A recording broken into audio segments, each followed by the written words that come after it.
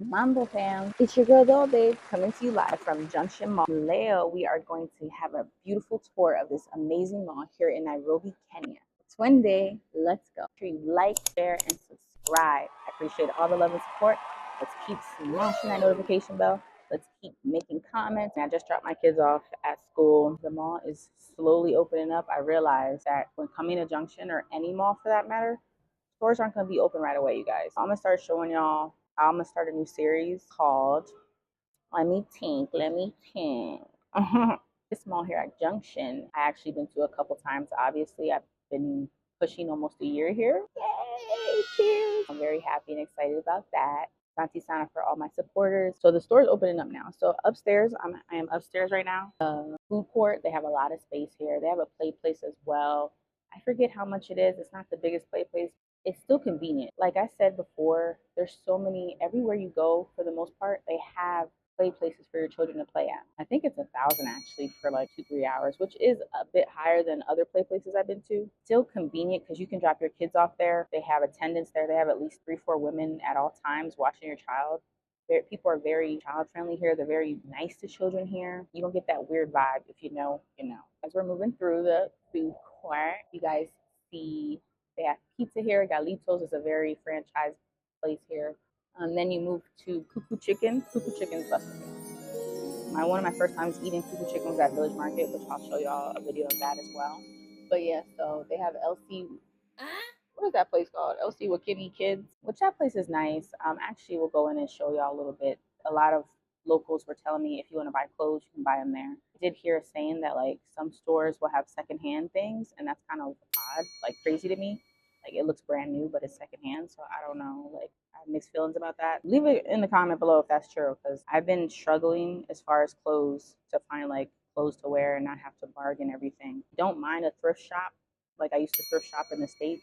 Goodwill. Yeah, shout out to the people that know Goodwill. Any of my PA followers. But yeah, it was called Goodwill. And you get clothes there secondhand. People, give away their clothes and then they sell them. I'm low-key, that's a genius freaking business idea. Like, let's grab clothes from people that don't want their clothes and then sell them. That's literally the definition of another man's trash is another man's treasure. Like, Allahi Adi.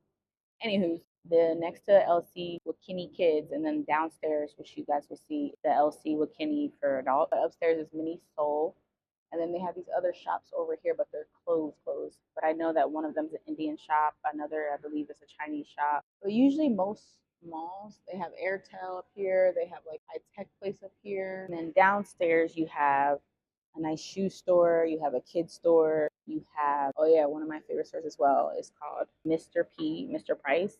A lot of women were telling me, go to Mr. Price if you want a nice outfit or something quick. You know what I'm saying? Ladies, gentlemen, if you guys know, you know. If you're trying to go out and you want to grab something quick, Mr. Price is cool too. And the prices aren't crazy. They are very similar. If anybody from the PA area knows about KOP, King of Prussia, it's like one of the biggest malls out there in the tri-state area. They have a store called Primark, and it reminds me of Primark, like from everything, the prices to like, which some of their prices in Mr. Price are a little higher than Primark. That's why I feel like if you come here and you want to shop, I would say, of course, you can get souvenirs, furniture, things like that. But you just keep in mind that you're going to have to bargain. That may not be a problem for some people. They can do it all day, every day. For me, it drains me mentally. I don't want to be like, I want to buy a bed set and I have to bargain. And obviously, there's stores here. I think it's like called Mattress Store, Dr. Mattress, where you can get your whole stuff. But it's going to cost you. You feel me? It's going to cost you higher than the States in some places, because they gotta import things, and it's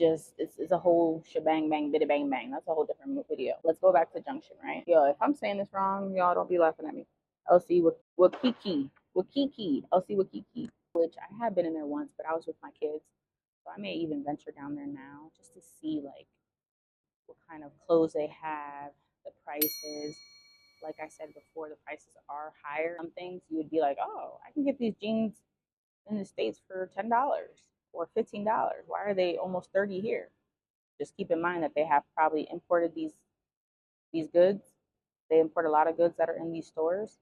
Name brand things that we're used to. CeraVe, they have a good pharmacy place that has CeraVe. LA Rochelle, I may be saying that wrong. And in mostly every mall, they have a Carrefour or Nibus. So Carrefour Nivis is like a grocery store. It's a franchise, just like Walmart, Target. Carrefour Nivis you'll see here in Kenya everywhere. I'm gonna do a comparison for those as far as the prices and the vibe and stuff. You know, some people like a nice vibe to walk through the market. You know, hi, how are you today? Let me sip on my. You know what I'm saying? You go to a mall and you're like, oh, I need to get groceries. Mostly every mall will have a Carrefour or a Nivis, so that's a really great thing. And this carport here at Junction is huge. And then parking, if you have your own car, it's 50 bob to come in here to park. They have a really nice parking lot, parking place. I don't have a car yet. Lord knows I want one. If y'all know of anybody, leave a comment down below so I can get my car. It's just that lack of independency when it comes to not having a car. For the most part, I do enjoy driving. I know people don't like it. Some people love getting chauffeured, getting Uber all the time, and that's y'all. But me, I whip around my car, listen to my own music, have my little tinted windows. I know it's not the driving out here in Nairobi is crazy, but I feel like I'm low key crazy too. Like we can all get with it. We can all just be. I feel like everybody understands. Like somebody that's assertive on the road and that just drives not aggressive, but they're like, hey, I'm getting through this. Like I'm passing, and that person's like they're hesitant, that person's gonna skip you. You know what I'm saying? Like, well, my husband, he calling it in Philly. They gonna house you. They gonna get in front of you. So just like even in lines here, in certain, like I'm not saying every store, but for the most part, I experience like if you leave any space in between you and the person in front of you, somebody will walk in front of you and plot and place their stuff. They'll place their goods right there on the counter. Ain't that crazy?